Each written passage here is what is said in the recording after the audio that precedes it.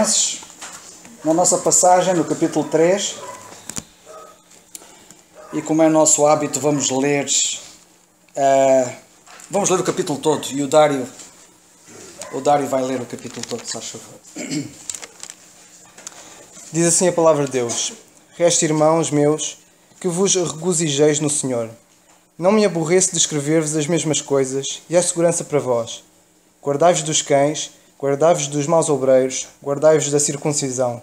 Porque a circuncisão somos nós, que servimos a Deus em espírito, e nos gloriamos em Jesus Cristo, e não confiamos na carne. Ainda que também podia confiar na carne, se algum outro cuida que pode confiar na carne, ainda mais eu, circuncidado ao 8º dia, da linhagem de Israel, da tribo de Benjamim, hebreu de hebreus, segundo a lei, fui fariseu, segundo o zelo, perseguidor da igreja, segundo a justiça que há na lei, irrepreensível. Mas para mim o que é ganho, reputei-o por perda por Cristo.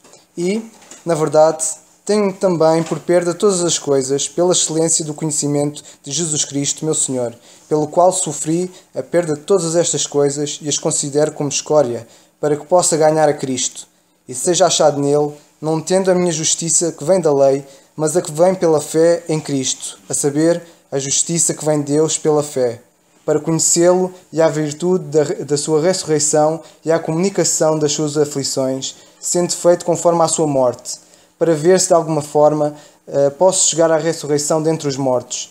Não que já tenha alcançado, ou que seja perfeito, mas persigo para alcançar aquilo para o que fui também preso por Jesus Cristo. Irmãos, quanto a mim, não julgo que o haja alcançado, mas uma coisa faço, e é que, esquecendo-me das coisas que atrás ficam e avançando para as que estão diante de mim, prossigo para o alvo pelo prémio da soberana vocação de Deus em Cristo Jesus. Por isso, todos quantos já fomos perfeitos, sintamos isto mesmo, e sentis alguma coisa, de outra maneira, também Deus vos revelará. Mas naquilo que já chegamos, andemos também segundo a mesma regra, e sintamos o mesmo. Sede também meus imitadores, irmãos, e tende cuidado, segundo o exemplo que tendes em nós, pelos que assim andam.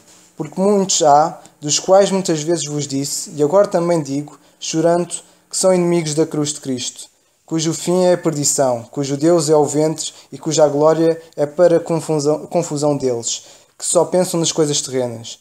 Mas a nossa cidade está nos céus, de onde também esperamos o Salvador, o Senhor Jesus Cristo, que transformará o nosso corpo abatido para ser conforme o seu corpo glorioso, segundo o seu eficaz poder de sujeitar também a si todas as coisas. Antes de ir embora, posso fazer umas perguntas? Sim. Para quem não sabe, é o Dário que está aqui ao meu lado. E o Dário, quantos anos tens, Dário? 23. O Dário tem 23 anos. Converteste há quanto tempo? Vai fazer 7 anos. Vai fazer 7 anos, portanto converteste com 16 anos. Com 17. Já com 17. Vai fazer 17. Ok. Vai fazer 17. Ok. Dário, diz-me uma coisa. Tu moras aonde? Na Moita.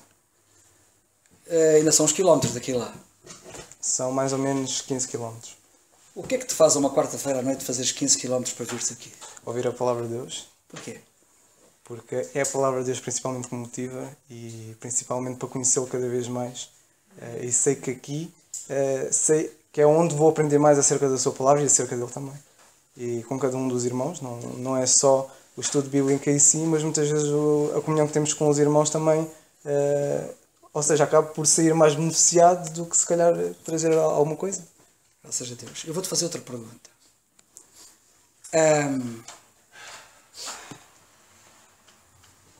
Como é que é? Tu achaste assim, olha, aquela igreja ali, que é onde nós nos reunimos, como nos reunimos, Sim. somos nós. Aquela igreja ali é fixe, eu gosto daquela igreja, parece-me uma religião correta. Foi isso que te trouxe à igreja? Ou o que é que te levou à conversão e o que é que foi a conversão para ti? Principalmente foi e é o Senhor Jesus Cristo. Porque seja aqui, seja noutra igreja, em qualquer outro lugar, o coração do homem infelizmente é o mesmo. Nós, na nossa essência e nossa natureza pecaminosa, somos o mesmo. Portanto, o que motiva não são as pessoas. Ainda que seja também o motivo de cá vir, pela comunhão também dos irmãos, mas principalmente pelo Senhor Jesus Cristo. E também por ser um lugar principalmente onde vejo que posso crescer espiritualmente, onde também posso ajudar os irmãos que puder, também orar pelos irmãos, mas em primeiro lugar é o Senhor, depois são os irmãos. Porque dificuldades e problemas com... Lá está, todos nós continuamos a ser pecadores, apesar de termos uma nova natureza, continuamos a ter a velha também. E muitas vezes deixamos a velha sobrepor-se à nossa nova natureza e muitas vezes quando olhamos mais para os outros e quando olhamos para as suas fraquezas, para as suas dificuldades, quando olhamos também para o seu caráter, muitas vezes isso leva a conflito. Mas o que nos traz e o nosso foco principal deve ser sempre, e para mim sempre foi o Senhor. É uma coisa impressionante. Tu dizes 3 palavras o Senhor, 4 palavras o Senhor, e não sei o que o Senhor. Os irmãos são importantes, mas o Senhor. O Senhor, o Senhor, o Senhor. Porquê que o Senhor é tão importante? Principalmente pelo que Ele fez na minha vida. Nós muitas vezes, se alguém, por exemplo, posso lembrar muito do Billy Graham, muita gente gosta do Billy Graham, mas principalmente gostam pela comunhão que têm com ele e se calhar pelo que ele fez na vida de algumas pessoas ou pelo que ele disse. Muita gente quando fala dele como se ele fosse assim um super-sumo, apesar de ser simplesmente um homem. Mas com Deus e com o Senhor Jesus Cristo é completamente diferente. Eu, no meu caso, nunca o conheci pessoalmente, assim como posso estar aqui com cada um de vós, mas ainda assim ele mudou a minha vida. Ele esteve neste mundo há cerca de 2000 anos atrás, e eu hoje tenho conhecimento e conheço só simplesmente pela sua palavra. Apesar de não o conhecer pessoalmente, por assim dizer, assim como estou convosco, eu conheço pela sua palavra. E posso dizer-vos que ao ler o que ele tem para nós e o que ele tem a dizer para mim, principalmente, mudou a minha vida completamente. E o que me motiva é quando eu falo num Senhor, e quando falo só acerca dele, é porque ele é que me mudou a mim e transformou-me completamente. E então, isto de facto é bom, e é pelo facto de eu falar simplesmente só no Senhor que continuo a falar nele, e é o que me motiva. Olha uma coisa, ali está escrito atrás, disse Jesus, eu sou o caminho. O é o único, se não era um, como se houvessem outros. Porquê que ele é o único caminho? Porquê que ele é incontornável e porquê que nós precisamos dele e não podemos passar sem ele? Porquê que ele é o caminho, o único caminho e não há outro? Porquê? Por algumas razões. Principalmente porque o Senhor Jesus Cristo ele era. Muitos o veem simplesmente como um mestre, mas ele não era simplesmente um mestre. E quem ler a Bíblia, quem ler os Evangelhos vê isso mesmo. O Senhor Jesus, diferentemente de qualquer outros homens, como por exemplo Krishna, que é um deus hindu, ao contrário do Senhor Jesus Cristo, Krishna não era perfeito, apesar de dizerem muita coisa acerca dele, assim como Maomé não era perfeito, e o Senhor Jesus Cristo era perfeito, não só pela pessoa quem ele era, não só pelo facto de ele ser perfeito, mas por aquilo que ele fez, que nenhum outro fez. Maomé, por exemplo, não ressuscitou, não morreu pelos nossos pecados, ao contrário do Senhor Jesus Cristo. E é esta diferença que marcou a minha vida e marca a vida de muitos hoje. Como é que um homem que não tinha sequer pecado foi acusado de algo que ele não cometeu, de um crime que ele não cometeu, e ele fez isto por cada um de nós, pelos nossos pecados. É por isso que ele é único e é completamente diferente dos outros. Quem começar a estudar várias religiões, e há muita gente que o faz, vai ver uma coisa completamente diferente entre o Senhor Jesus Cristo e qualquer outro homem como Maomé, como seja Krishna ou Buda. Nenhum deles afirmou duas coisas. Primeiro, que era Deus, e mostrou isso mesmo, não só pelo seu poder com a sua palavra, mas principalmente pela sua ressurreição. E o Senhor Jesus Cristo fez isto, apesar de nós não merecermos, e ele fez isto por cada um de nós. E é esta a diferença que nós vemos na Bíblia, ele mesmo dizer que ele é o caminho e nós afirmarmos que ele é o caminho, não só pela pessoa que ele é, não só por quem ele é, mas principalmente também pelo que ele fez. Eu penso que tu nas tuas declarações agora atrás fizeste a referência ao facto, por outras palavras, que Jesus foi à cruz pelos nossos pecados. Porquê que o pecado é um problema? Todos nós temos pecados e é um problema que temos. Porquê que é um problema termos pecados e porquê que ele foi resolver o problema dos nossos pecados? Qual é o problema dos nossos pecados, afinal? O problema dos nossos pecados é que os nossos pecados separam-nos de Deus. Quando Deus criou o homem, criou-nos a nós não só para sermos felizes, porque a felicidade em si não se encontra nas coisas. Há muita gente que tem riqueza. Se nós formos ver os homens mais ricos deste país, eles têm muita coisa e ainda assim nunca estão satisfeitos. E Deus, quando criou o homem, criou-nos para nós termos uma relação com Ele, termos conhecimento dele, não só através da sua palavra, como também através da sua criação. E deu-nos isto para nós também vermos e conhecermos e irmos a Ele sem qualquer imposição, sem qualquer barreira. E o que o pecado fez, e o pecado que nós temos, é algo que nos separa completamente de Deus. E como separa-nos completamente de Deus, e Deus, sendo Ele amor, Ele não quer ficar separado de nós. Ou seja, nós temos esta barreira chamada pecado, que separa-nos completamente de Deus. E como é que esta barreira podia e pode ser quebrada? O pecado é uma coisa muito grave, é algo muito grave. E nós vemos, e quem ler a palavra de Deus, a começar em Gênesis, vê que o pecado é principalmente a desobediência ao que Deus diz. E vemos que por uma coisa muito simples, Adão pecou, simplesmente desobedeceu a Deus e comeu o fruto que Deus tinha proibido, e isso condenou-nos a todos. E esta desobediência que Adão cometeu criou e teve esta barreira que impediu a comunhão dele com Deus. No entanto, este problema foi sobreposto. Sendo Deus e tendo Deus este problema, esta barreira que nos impede de ter comunhão com Ele, como é que Ele resolveria esta barreira? Ou seja, um pecado, a desobediência foi cometida e alguém tinha de ser castigado. Adão não foi castigado, mas ainda assim tinha de haver justiça. Esta barreira tinha de ser derrubada de alguma forma. E é por isso que o Senhor Jesus Cristo veio a este mundo, e é por isso que Ele morreu pelos nossos pecados, para nos tirar e para separar, para tirar esta barreira completamente, e nós hoje podemos ter acesso livremente a Ele. Mas o pecado, muitas vezes não temos a noção que o pecado é algo muito grave, e algo que nos separa de Deus, separa-nos de muita coisa, e leva-nos a muita coisa. Lá está, a própria Bíblia diz que o salário do pecado é a morte, e é isso que nos leva quando nós estamos separados de Deus. É por isso que é importante nós termos também esta noção do que o pecado é, do que o pecado faz, e a necessidade de nós percebermos que o Senhor Jesus Cristo veio derrubar esta barreira para nós podermos ter completamente acesso a Deus, para termos conhecimento dEle, para também glorificarmos Ele, e termos bênçãos relativamente a isso, porque muitas vezes muitas pessoas pensam que eu agora aceitei o Senhor Jesus Cristo, tenho de ser bonzinho, tenho de ser isto e aquilo. É assim, isto aqui não vem por obrigatoriedade. Ninguém tem de fazer isto porque é uma obrigação. Nós temos de fazer isto por vontade. E ninguém aceita o Senhor Jesus Cristo porque é obrigado. Eu não aceitei porque era obrigado, mas era algo que eu queria e algo que eu compreendi. A necessidade, compreendi o que o pecado era, compreendi o que o pecado fazia, que me separava completamente de Deus, e a necessidade que eu tinha e tenho de estar constantemente em comunhão com Ele.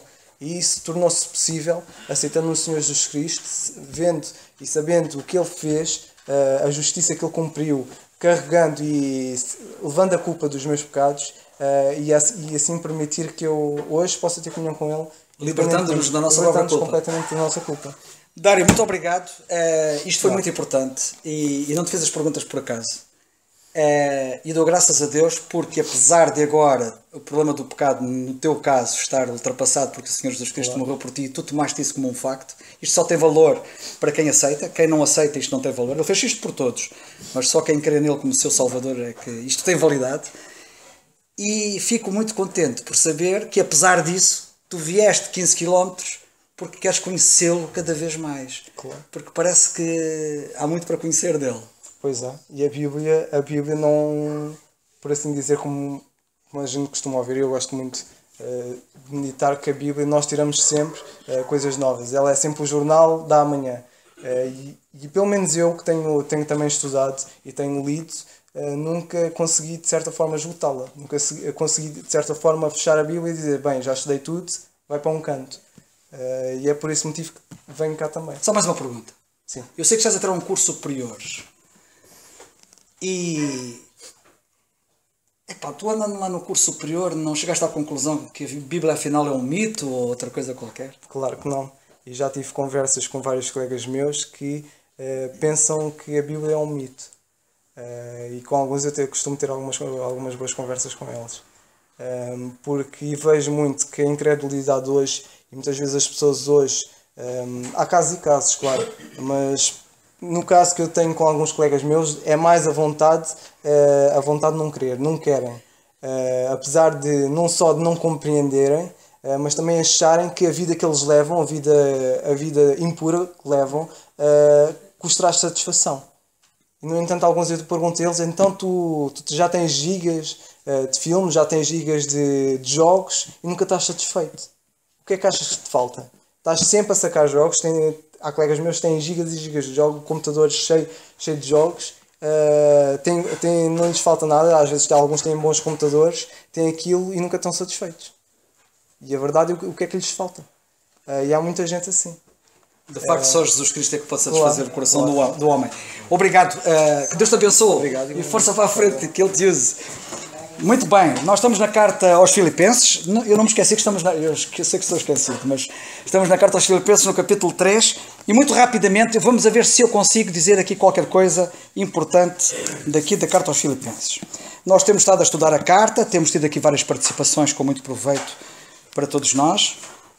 E eu gostava de dizer o seguinte. Bem, em primeiro lugar, quero apenas relembrar que o apóstolo Paulo, no capítulo 3, no versículo 12, que foi onde eu estive na semana passada, ele diz aqui que já tenha alcançado a ressurreição dos mortos. Já vimos que isto é o poder da nova vida que nós temos em Cristo, em termos práticos, uma vida nova.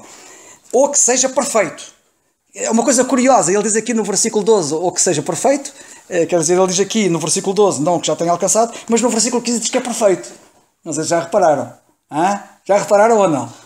Ele diz que não é perfeito, mas é perfeito. Então, em que é que ficamos? É perfeito ou não é perfeito? O versículo 15 diz, mas naquilo que já chegamos, andemos segundo a mesma regra e sintamos o mesmo, estou a ler o 16, pelo que todos quantos já somos perfeitos.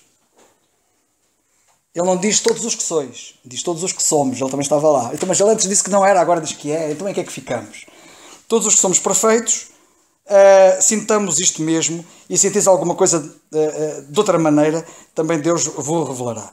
Isto é profundíssimo, sabem? Isto é profundíssimo, eu às vezes sinto-me... Eu diante das Escrituras estou diante do maior monumento imaginável. Isto é um monumento que é um monumento incrível. Incrível. É um monumento incrível, crível. Que devemos crer. A palavra de Deus é de facto maravilhosa. O versículo 12 diz aqui que ele prosseguia, ele queria conhecê-lo cada vez mais, ele queria prosseguir para o alvo, não é? Para alcançar aquilo para o que tinha sido preso. Relembro na semana passada, noutro contexto, quando eu estava a falar, mas falei nisto, e eu dizia que ele queria alcançar alguma coisa importante. Ele sabia, ele tinha a noção, ele tinha a consciência de que diante dele havia coisas para alcançar, fantásticas, e ele caminhava nesse sentido. E coisa curiosa, ele tinha sido preso para alcançar isso. Já viram isto? Pois é. Aquilo que alguns andam a fugir é aquilo que Deus nos dá muitas vezes para termos o melhor. E o que é que andamos a fugir? Andamos a fugir de sofrimento, andamos a fugir de tribulações, e não entrem em pânico. Quando houver tribulação a bater à porta, vocês respirem fundo e, por meio da fé, olhando para a Bíblia, digam assim: vem aí bênção. Vem aí bênção. Da melhor. Por isso, irmãos, que o Senhor nos ajude a nunca desanimarmos com as tribulações. Era este o conselho dos servos de Deus ao longo do tempo, para o povo de Deus, para ele. Não estranheis como ardente prova tenha vindo sobre vós, diz Pedro. Acho que foi Pedro que disse. Não estranheis. Foi Pedro, não foi? Ou foi Tiago? Boa pergunta. Não faz mal. Não interessa se foi Pedro nem se foi Tiago. O que interessa é que está na palavra de Deus, e um deles disse: não estranheis. Acho que foi Pedro, mas posso estar enganado. Não estranheis, não acheis isso uma coisa estranha. Não acheis isso uma coisa estranha, não é estranho. Irmãos, tribulação para o crente não é estranho. Tribulação para o crente não deve ser coisa estranha. Não olheis para a tribulação como algo que tem que me livrar disto. Não tenhais como se seja uma coisa que não se deve colar a nós. E então queremos sacudir, não queremos tribulação. Não estranheis, não é coisa estranha. Porquê? Porquê que não é estranho? Porque por muitas tribulações, não é? Por muitas. Paulo disse na carta aos Romanos, acho que foi na carta aos Romanos, por muitas tribulações nos importa entrar no reino de Deus. Confirmaste? Por muitas tribulações nos importa entrar no reino de Deus. Não é por poucas tribulações, não é algumas, umas escassas ali, de vez em quando. Muitas. E aqueles que quiserem viver piamente em Cristo Jesus padecerão aflições, perseguições. E, portanto, tenhamos isto claro, porque este é o lema. O lema é este. Mas é um lema que não é um lema de tristeza, de drama, de infelicidade, de... Epá, então agora sou crente e vou ter problemas. Se nós soubermos onde é que os problemas nos vão conduzir e que Deus quer que eles nos conduzam, dizemos assim: estou preso, mas não sou prisioneiro de Roma, sou um prisioneiro de Jesus Cristo. Ele prendeu-me aqui para me conduzir a uma coisa fantástica que eu quero muito. Que Deus nos ajude. Não se esqueçam disto, que isto é muito, muito importante e falta-me a capacidade para poder explicar isto melhor. Versículo 13. Quanto a mim, não acho que tenha alcançado. Não acho que tenha alcançado.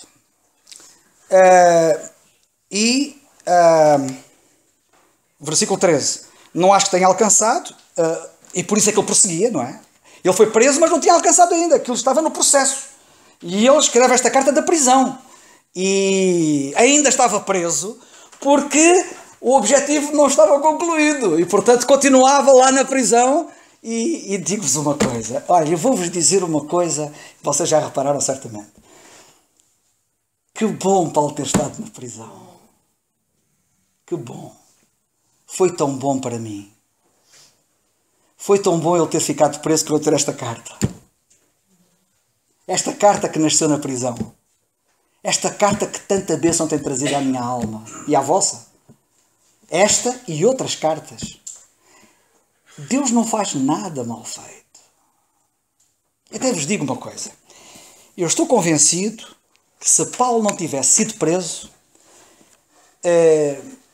e ficado ali sossegado, porque estava ali sossegado na prisão, quer dizer, pelo menos não andava de um lado para o outro, como ele tantas vezes andava perseguido de outras maneiras e fugido e a correr e andando para aqui, para ali, para acolá e no bulício da vida, ele ali ficou a sós com Deus.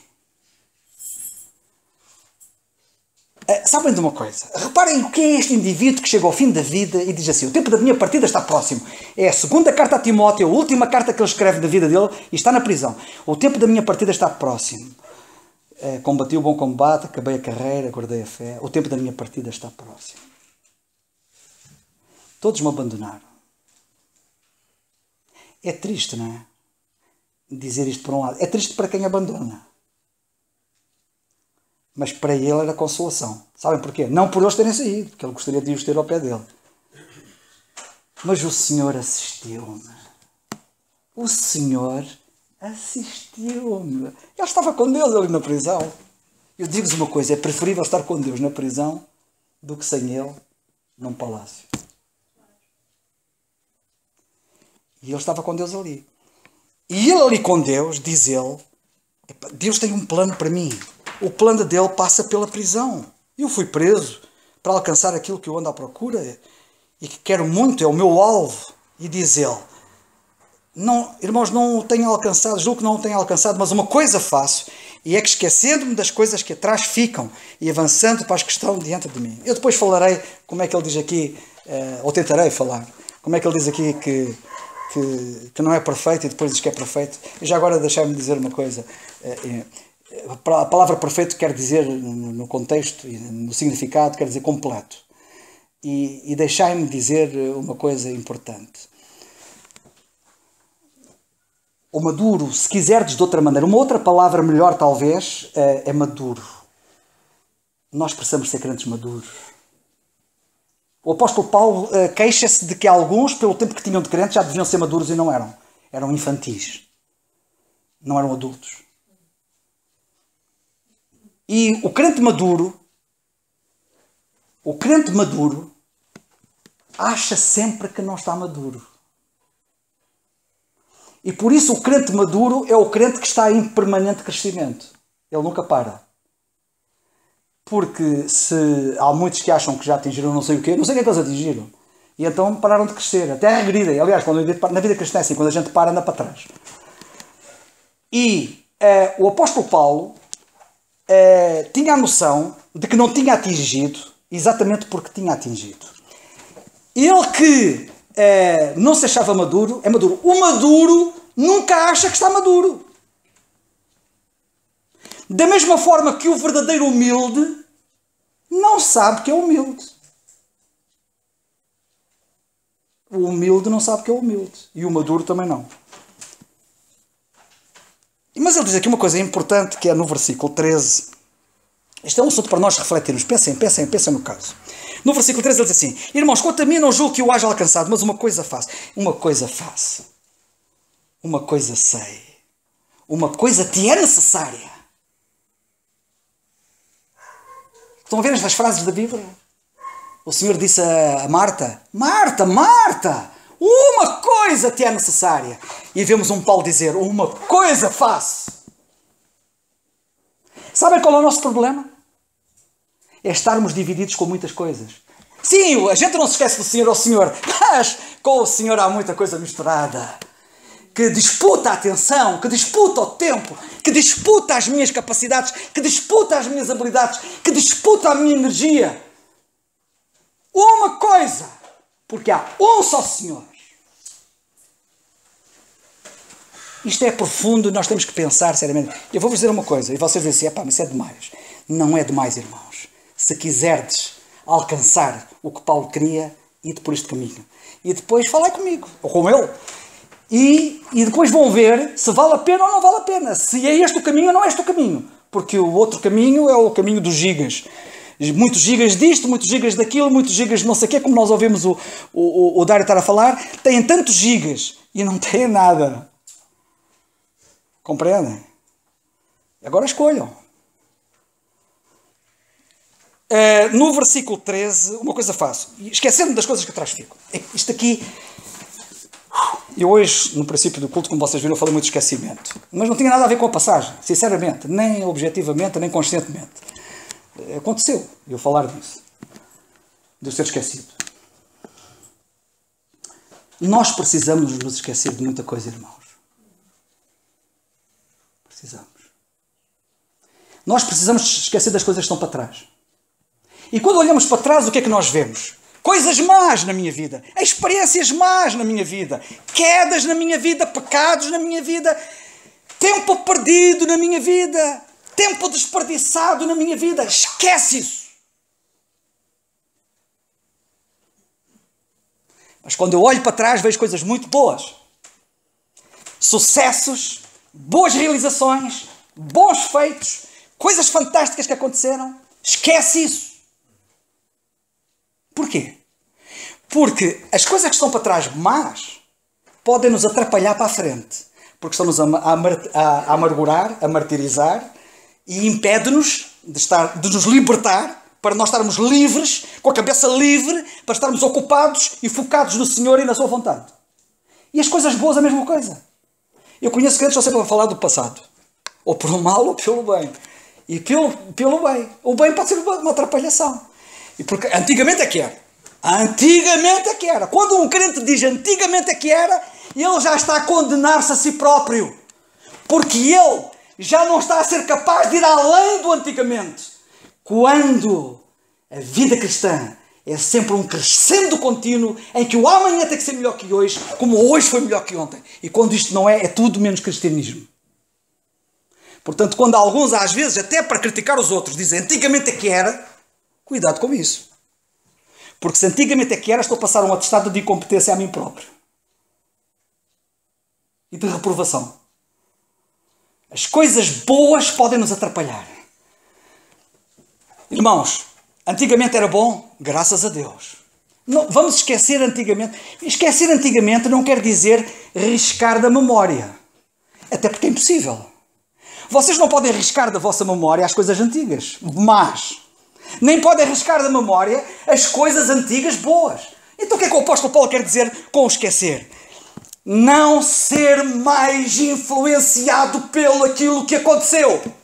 Eu não quero ser influenciado por aquilo que aconteceu. Aquilo que aconteceu não vai influenciar mais a minha vida. Aquilo já deu cabo de mim muitas vezes. Deu cabo de mim porque foram coisas más e influenciaram e impediram que eu progredisse. E foram coisas boas, eu sempre a pensar nelas e a viver dos louros do passado, quando há tanto louro diante de mim para conquistar, bem melhor. E, portanto, significa não ser mais influenciado por essas coisas. Deus esquece. Deus esquece, não esquece. Pois é. Vocês sabem que Deus não esquece. Deus esquece, mas Deus não esquece. Quando Deus diz que se esquece dos meus pecados, vocês pensam que Ele se esqueceu mesmo dos meus pecados? O que Ele quer dizer é que nunca mais apresentará os meus pecados contra mim. Nunca mais Ele apresentará os meus pecados contra mim. Significa que os pecados que eu cometi nunca mais afetam a posição que eu alcancei em Cristo. Significa que nunca mais influenciará a relação ou a atitude que Ele tem para comigo. É o que significa. Eu esqueci-me. Isto é um assunto muito importante que requer muita meditação séria sobre esta matéria.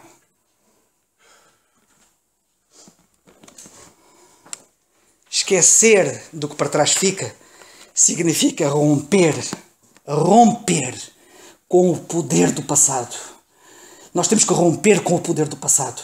E o passado tem poder. E é um poder que às vezes só atrapalha.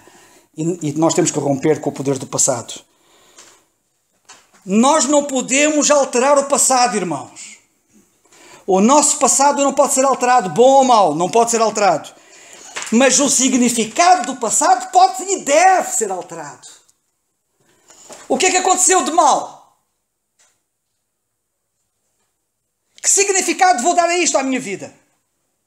Eu posso usar aquilo como uma rampa de lançamento, como um trampolim. O que é que aconteceu de bom? Idem aspas, a mesma coisa. Eu vou-vos dar um exemplo.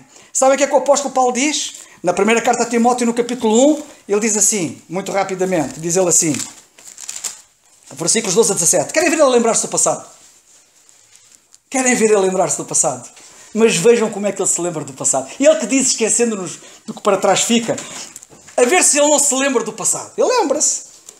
Mas ele não deixou mais que aquele passado mau o influenciasse mal. E quando ele fala do passado, ele diz assim na primeira carta a Timóteo, capítulo 1, versículos 12 a 17. Dou graças ao que me tem confortado, a Cristo Jesus, Senhor nosso, porque me teve por fiel pondo-me no ministério. A mim, que antes fui blasfemo, e perseguidor, e opressor, aí alcancei misericórdia, porque o fiz ignorantemente na incredulidade. Ele está-se a lembrar do passado. Mas ele diz, graças a Deus, Ele teve misericórdia de mim. Ele pôs-me no ministério. E que obra que eu agora estou a fazer e quero fazer cada vez mais. É o que ele está aqui a dizer nesta passagem. Todavia, versículo, desculpem, 13. A mim, que antes fui blasfemo e perseguidor e opressor, mas alcancei misericórdia, porque o fiz ignorantemente na incredulidade. 14. E a graça do nosso Senhor superabundou com a fé e amor que há em Cristo Jesus. Mas aquele passado é um passado que foi um passado desgraçado, o passado dele. Mas ele diz assim, mas aquilo que eu alcancei em Cristo, não é?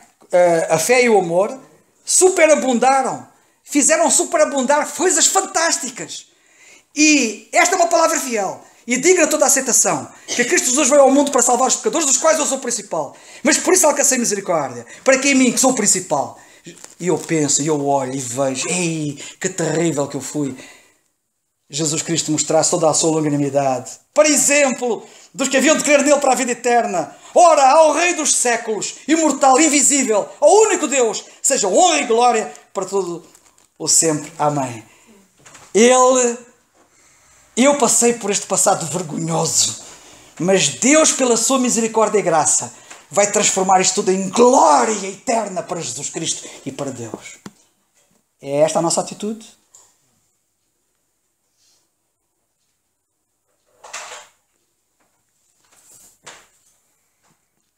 José. Ainda há pouco tempo estudamos aqui a vida de José. José viu o passado dele do ponto de vista de Deus. Quando ele encontrou os irmãos dele, não é? Quando ele encontrou os irmãos dele, viram o que é que os irmãos lhe fizeram, não viram? Nunca se esqueçam da história de José para saberem como é que tratam os irmãos. Hein? E eu também. Nós temos de ter cuidado como tratamos os nossos irmãos.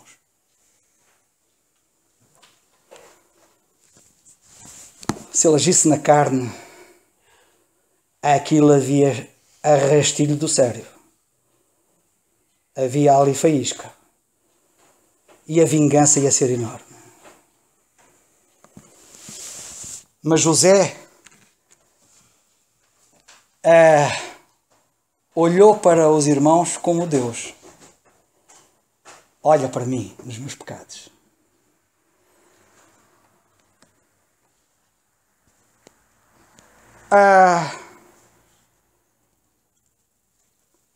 Sabem onde é que José tinha o olhar? Não era nos irmãos. Este é o nosso problema. Tinha o olhar no Senhor. E tinha o olhar no Senhor e no plano que Deus tinha para ele. E o plano que Deus tinha para ele era um plano glorioso. Nós às vezes estamos tanto com os nossos olhos nos irmãos que deixamos de ver o que Deus tem para mim. Esqueçamos das coisas que para trás ficam, como José. E que Deus nos ajude. Fiquemos hoje por aqui, porque a hora está passada. Não sei se algum dos irmãos quer dizer alguma coisa. O do José, já te estava a chamar José ou Daniel. O Daniel já me tinha dito que não. O Nando, queres dizer alguma coisa? Nem? Anda aqui no instante, só orar. Veja aqui orar. E se quiseres, antes de orar, dizer-se qualquer coisinha só. Que o Senhor nos ajude. Irmãos, que o Senhor nos ajude a todos. Estamos juntos. É isso. Senhor nosso bendito e amado Pai, de facto, Senhor, é tão bom, Senhor, ouvirmos a Tua palavra, Senhor. É bom aprendermos a cada dia, Senhor. A luta é lá fora, Senhor. Não é aqui dentro, Senhor. De maneira nenhuma, Pai. Aqui dentro, simplesmente, Senhor, é o nosso alimento, Senhor. É a nossa logística, Senhor. É onde vamos nos revestir verdadeiramente, Senhor. Daquela armadura, Senhor, que Tu tanto nos falas e que nos vai possibilitar na luta lá fora, Senhor. Que sejamos de facto um navio de resgate, Senhor. Amém. E não um paquete de recreio, Senhor. É verdade. Que Tu nos ajudes, Senhor, a cada um de nós, Senhor. Te agradecemos pela Tua palavra. Te agradecemos, Senhor, porque Tu tens sido com cada filho Teu aqui, Senhor. Obrigado pela Tua obra, Senhor. Amém. Nos ajudes, de facto, a cravar a Tua palavra nos nossos corações diariamente, Senhor. E que, assim como José, Senhor, possamos olhar para os nossos irmãos com os Teus olhos, Senhor. Amém. Obrigado, Senhor, por cada irmão aqui, Senhor, e que Tu nos ajudes Amém. e nos dês a graça, Senhor, de Te servir. No nome do Teu Filho, o nosso Senhor Jesus Cristo. Amém. Amém.